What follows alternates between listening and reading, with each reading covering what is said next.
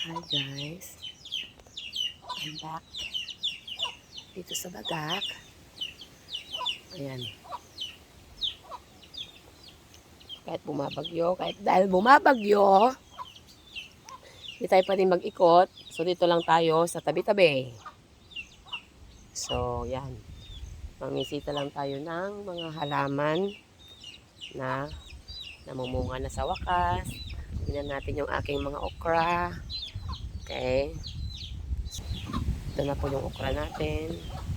Namumunga na yung okra at saka yung kalamansi. Medyo matulog siya.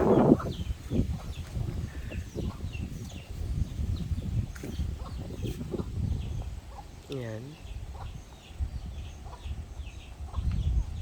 May bunga yung kalamansi namin.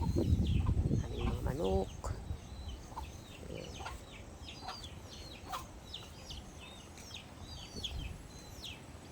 Kawawa naman yung mga kambing. Hindi sila makagala. Maulan kasi.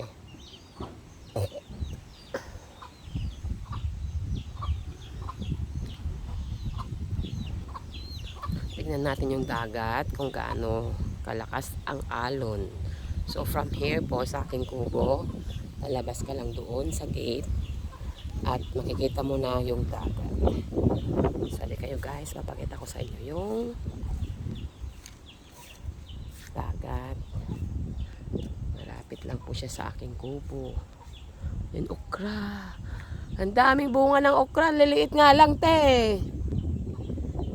Kailangan natin malagyan ng ano. Yung ano, oh, namunga na. Yung blue na talong. Ilagay mo yung ano, dami-dami mo naman doon ano doon, ipot. Ano ba yan? Paano naman yun? Sayang naman. Lagyan mo ng ano. Yan po yung gate. Amen. Pagkatapos yan na yung highway. Ito po yung bagong highway.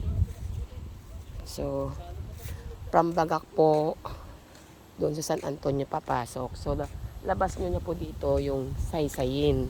Papunta ng bayan ng Bagak. Yan. So, ito po yung kubo. Makikita mo dito paglabas po ng gate is yung dagat. Overlooking na po yan.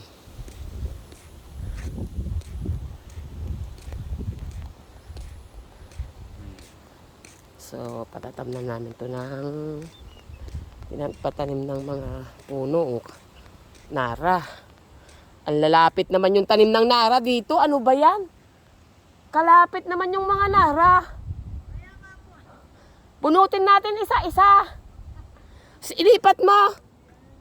3 meters dapat eh. Nagtanim ng nara. Imagine, napakalapit naman yung nara sa isang puno. 3 meters dapat ang layo. At saka dyan, bakit nagtanim ng nara dyan? Eh, kakalkalin yan ng ano ng oo.